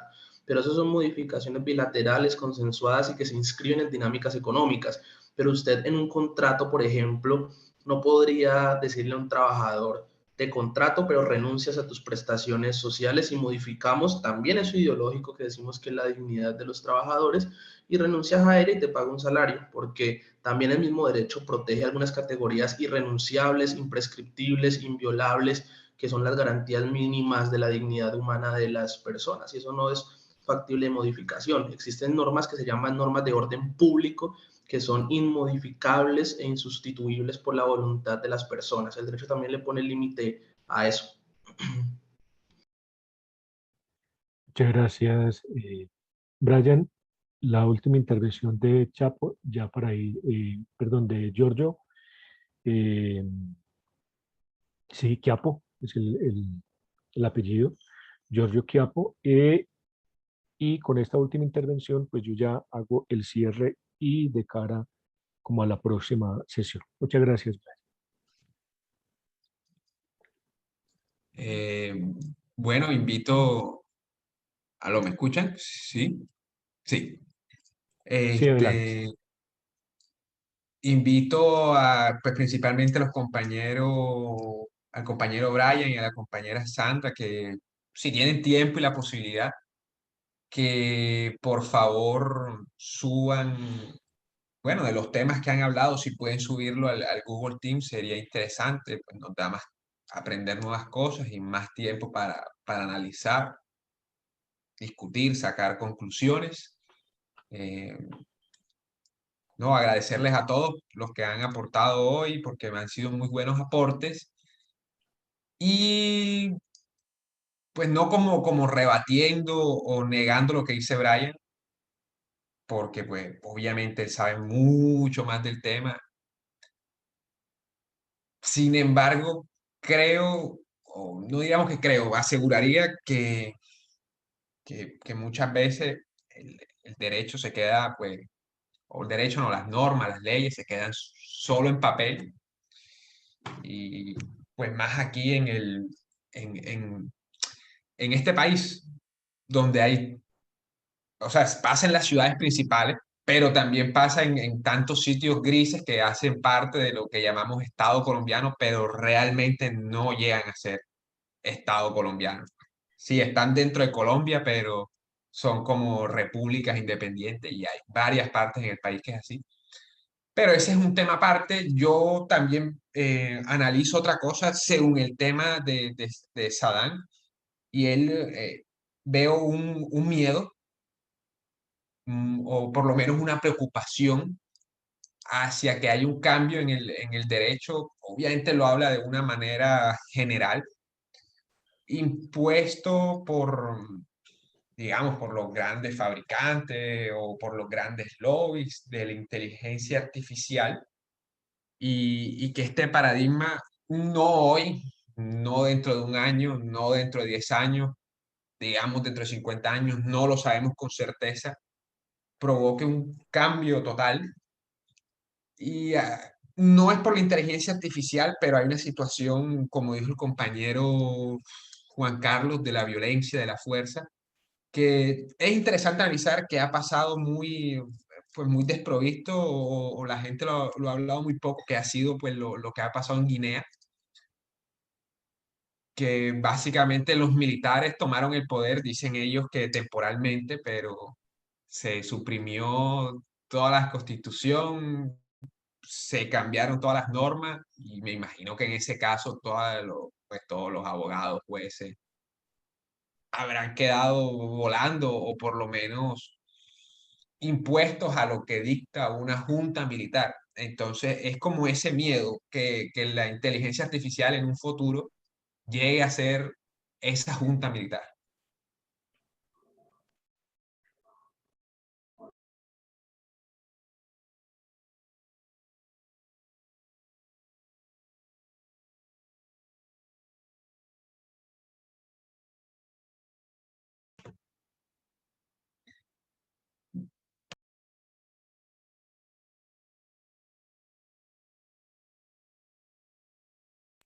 Hola.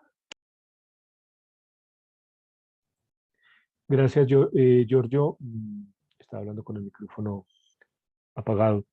Respecto a lo que vos decís y de pronto lo que se ha manifestado en torno a lo que Saddam llama robotización de la justicia, pues creería yo que la gran preocupación no es tanto, digamos, que la inteligencia artificial en sí misma, sino lo que dice Luz allí en el chat, ¿sí? Eh, Se trataría más bien, ¿sí?, de quiénes son los que están elaborando esos algoritmos, ¿sí?, que pues obviamente hasta el momento son seres humanos también y obviamente tienen sus sesgos y que es una verdad de perogrullo decir que muchos algoritmos llevan ya el sesgo digamos que en programado, ¿sí?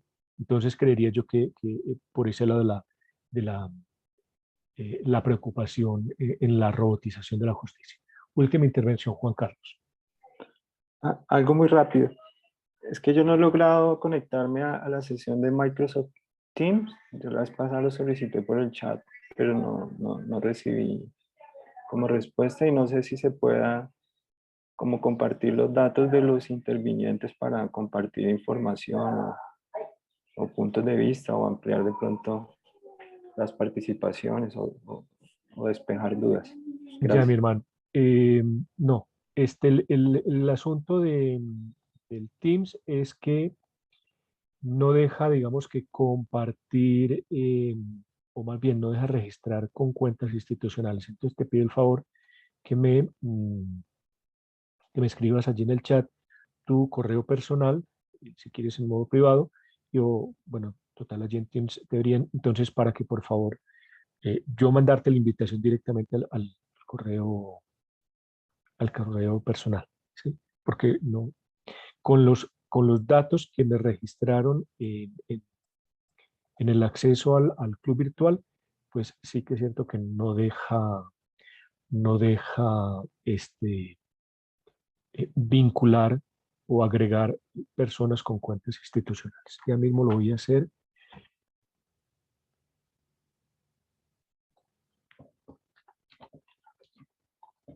Para que por favor estés pendiente. Listo. Ya te he enviado la invitación. Muchas gracias, Juan Carlos. Bueno, insisto, este ejercicio hoy, y veo pues que Brian ofreció disculpas, pero sin embargo, o sea, me parece que su aporte es sumamente significativo, ¿sí? Porque efectivamente es al lugar, ¿sí? Saddam en ese capítulo 3 habla de la robotización de la justicia. Y pues, vista de que no soy experto en filosofía del derecho ni soy abogado, pues era menester, digamos que, entrar en el detalle de, sobre todo en Colombia, en el marco de Colombia, cómo se está dando el ejercicio. Si uno se fija en el capítulo 4, el próximo, el estadio prescriptivo de la verdad, Hipócrates bajo el yugo de lo privado, pues aquí ya está tocando otra dimensión, ya no el de la justicia, sino que el de la salud. Y ahí uno podría mirar, bueno, qué bacano que aquí existiese, o más bien que asistiese un médico, ¿sí?, que pudiese dar cuenta de esa situación, ¿sí?, de hacer una lectura desde su experticia, desde su formación. Pero bueno, en ese orden de ideas, quiero definir, antes de hacer mi última intervención, quién va a hacer el protocolo de la sesión de hoy, quién va a ser la relatoría de la próxima sesión y la correlatoría. Lo pueden escribir en el chat, por favor. La idea es que participemos todos, que hagamos estos ejercicios de... Perfecto, Brian. Mil gracias. Entonces, Brian, relatoría.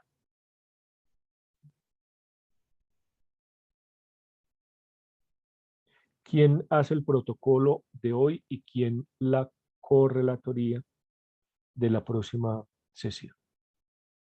Ojalá personas que no hayan participado hasta el momento.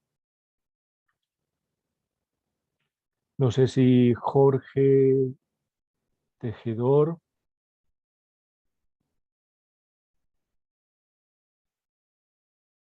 Juan Carlos, ¿cómo estás esta semana de tiempo quizá para el protocolo?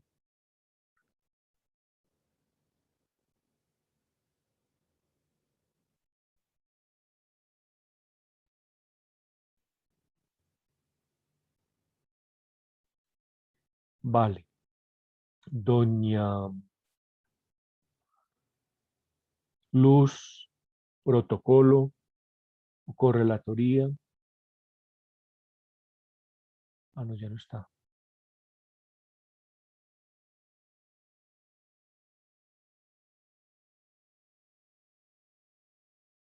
Bueno, va a tocar repetir. Ana María, mil gracias. Y de la correlatoría,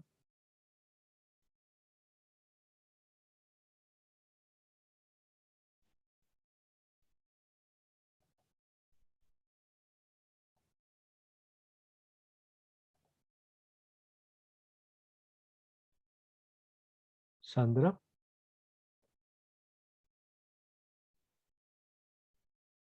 Teniendo en cuenta que hablabas de los cyborgs.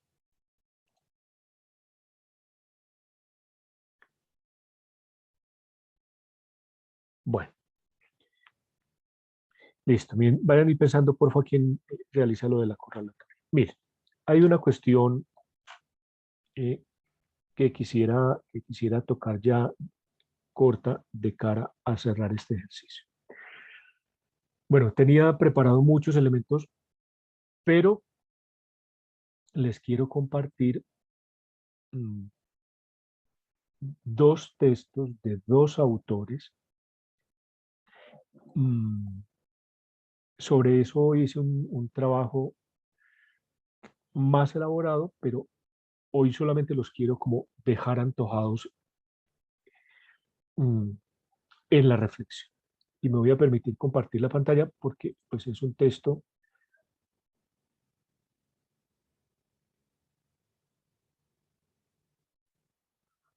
Bueno, Ana María, si gustas, perdón, Sandra, si gustas, intercambies con Ana María. O bueno, la idea es que todos hagamos de todo, hagamos relatoría, correlatoría y protocolo para que de esa manera también podamos como desarrollar más competencias en ese ejercicio. Bueno, entonces les quiero mostrar esta parte, solo eso, porque dentro de las cuestiones que me interesan desarrollar en mi proyecto filosófico, pues obviamente está esa, no solo el pensamiento antiguo allá, y no solo la recepción de los filósofos presocráticos en la contemporaneidad como lo realicé en mi tesis doctoral, sino de qué manera es posible hoy repensar nuestra situación en diálogo con los antiguos, en este caso con los presocráticos. Y entonces estoy en esa elaboración. Quizá, bueno, lo que estoy diciendo o lo que voy a decir no es tesis propia, ya Gadamer lo había señalado. El debate de Heráclito no es tanto con Parménides, sino que a partir de acá yo me atrevería a conjeturar que el debate es entre Heráclito y Pitágoras. Y ahí sí hay muchos más elementos, muchas más evidencias para demostrar esa hipótesis que estoy proponiendo, de que el debate no fue tanto entre Heráclito y Parménides, sino entre Heráclito y Pitágoras. ¿Por qué razón? En los versos dorados que se le atribuyen a Pitágoras, bueno, también hay una discusión en torno a la autoría, etcétera, etcétera, pero en el documento que estoy trabajando, pues se encuentran suficientes evidencias para aseverar que los versos dorados son... Recordemos el problema de la oralidad y la escritura en los griegos antiguos, ¿sí? Entonces, Pitágoras no escribió de su puño y letra, ¿sí? Pero sí que un discípulo muy cercano a Pitágoras consignó los pensamientos que aprendió de su maestro. Es decir, Pitágoras no es el autor, digamos que material, el que escribe, pero sí el que gestó esos pensamientos. Dentro de esos versos dorados encontramos el verso 52 y el verso 53. ¿Y qué dice el verso 52? Como es de justicia, ojo Brian, llegarás a conocer la naturaleza física completamente igual en todo, ¿sí? Sabemos que esto suena muy platónico y sabemos que efectivamente Platón, los antecedentes, no más bien las columnas sobre las que Platón levanta su propio sistema de pensamiento, está tanto en el pitagorismo como en Parménides, dentro de otros. Entonces miren la premisa, el verso 52. Como es de justicia, llegarás a conocer la naturaleza, la esencia, la sustancia de las cosas. Verso 53. De manera que no esperarás lo inesperable y nada te será oculto. Eh, el pis es pez para los romanos o esperanza para nosotros, que digamos que no suena virtud teologal, pero antes de es un existencial, ¿sí? Aquí se está formulando en estos dos versos una cuestión que creo que hoy está teniendo precisamente realización en lo que hemos hablado sobre la inteligencia artificial. Hemos dicho a lo largo de este club virtual, de esta segunda corte,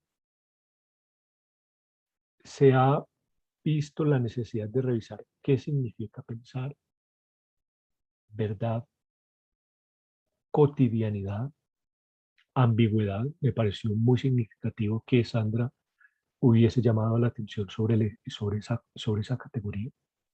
De la misma manera como la cotidianidad pareciera ser un problema, ¿sí? La ambigüedad, ¿sí? Esto de no esperar lo inesperado y nada te será oculto, es decir, la transparencia absoluta de las cosas,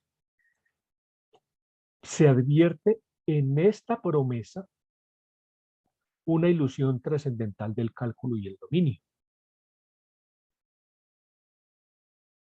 ¿sí? Ahora, en contraste, tenemos este fragmento de Heráclito. Ha sido de los pocos fragmentos sobre los cuales se ha analizado más, se ha estudiado más. No quiere decir que yo sea el primero, no. Otros filósofos lo han tomado, pero digamos que en, en- o se centran en lo estrictamente filológico o ese fragmento en relación con otros fragmentos de Heráclito, pero digamos que no se ha entrado en ese análisis a partir del verso 52 y 53 de Pitágoras de los versos dorados, ¿sí? Y si ustedes ven la, el debate que se gesta allí, la contrarrespuesta de Heráclito a Parménides, perdón, a Pitágoras, es: si no esperas lo inesperable, no lo encontrarás, ya que es inaccesible e intransitable.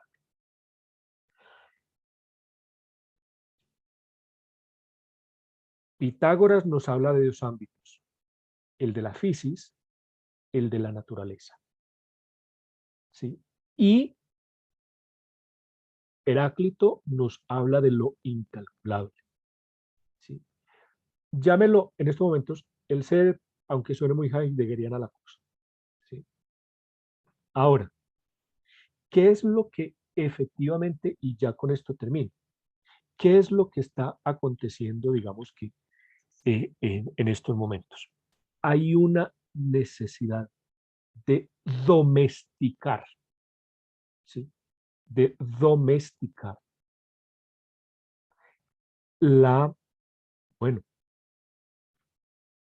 creo que tampoco es es un misterio que para la mayoría de la sociedad occidental, eh, Dios desapareció del horizonte, ¿sí? Entonces, no solamente se ha domesticado el misterio en el sentido de Dios, sino que en estos momentos se quiere domesticar el misterio de la vida humana, ¿sí? Cuando uno empieza, por ejemplo, a leer a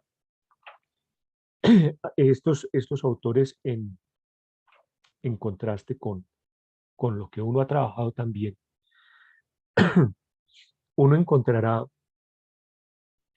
en el fragmento de 45 de Heráclito: no podrías encontrar andando los límites del alma, aunque recorrieras todos los caminos. Tan profundo logos tiene.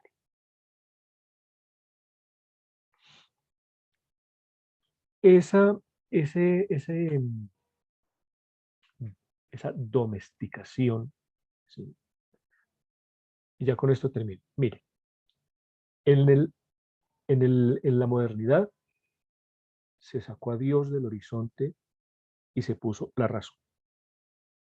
En la contemporaneidad se sacó la razón y se puso la voluntad, ¿sí? Y pareciera ser que hoy, digo pareciera porque todavía me falta elementos para, digamos que, consolidar mayor hacerla más plausible la hipótesis, y es, esta semana discutíamos en el grupo de Skype de los profesores del programa de filosofía, y se las quiero formular a ustedes también. Habría que preguntar, por ejemplo, ¿qué se juega hoy en el caso de la neurociencia con la disolución de la conciencia y sus expresiones: libertad, creatividad, responsabilidad? ¿Sí? La neurociencia está reduciendo la conciencia a mera actividad del neocorte cerebral, ¿sí? Entonces, sacamos a Dios del horizonte, luego la razón, luego la voluntad, y estamos reduciendo al ser humano a, a- a mera actividad cerebral, ¿sí? Lo que se hace sospechoso es que la neurociencia diga que la conciencia se reduce a actividad del neocorte cerebral, pero ¿qué pasa? En, en, en ese caso, en el proceso de evolución han interactuado variables que no son para nada racionales, ¿sí? Que son irracionales. ¿Mm? Y si eso es así, ¿cómo la neurociencia reclama para sus teorías estatutos de verdad, cuando precisamente en la evolución del neocórtex han interactuado variables que no han sido para nada racionales? ¿Sí? Entonces, yo los invito precisamente a abrir, ¿sí? Abrir la mirada, abrir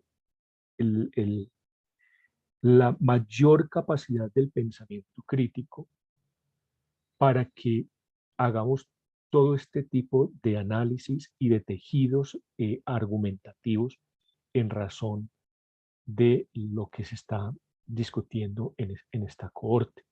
¿Sí? Estamos precisamente, como les decía, en función quizás de estos dos versos, esa ilusión trascendental del cálculo y el dominio.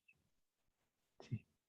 Con eso, y sí, para superar, bueno, en la última sesión creo donde está Yukui, cuando habla de fragmentar el futuro, ¿sí?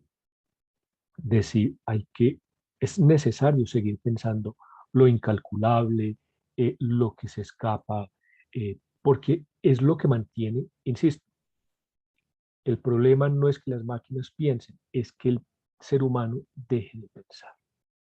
El momento en que el ser humano cierre su capacidad de pensar, esa apertura de la que habla Heidegger, ¿sí? De estar en relación siempre con algo que no es él mismo, ¿sí? es lo que es necesario seguir trabajando. Bueno, eso era lo que quería de pronto como señalar hoy, sobre todo precisamente de cara al numeral 4 que se viene también para la próxima semana. El estadio prescriptivo. Bueno, compañeras, compañeros, muchas gracias. Muchas gracias por las participaciones, por las contribuciones, por hacer comunidad filosófica, por hacer comunidad de pensamiento, pensamiento crítico. Insisto, no olvidemos que no sea un mero eslogan, que sea un principio de vida, democratizar el pensamiento, ¿sí? El pensamiento crítico, de no tragar entero, de trabajar con nuestras familias, de trabajar en las comunidades como lo hace don Gustavo. Esa es nuestra gran misión como seres humanos. Un fuerte abrazo, una feliz tarde. En el transcurso de la semana de la tarde les estaré subiendo el video a YouTube.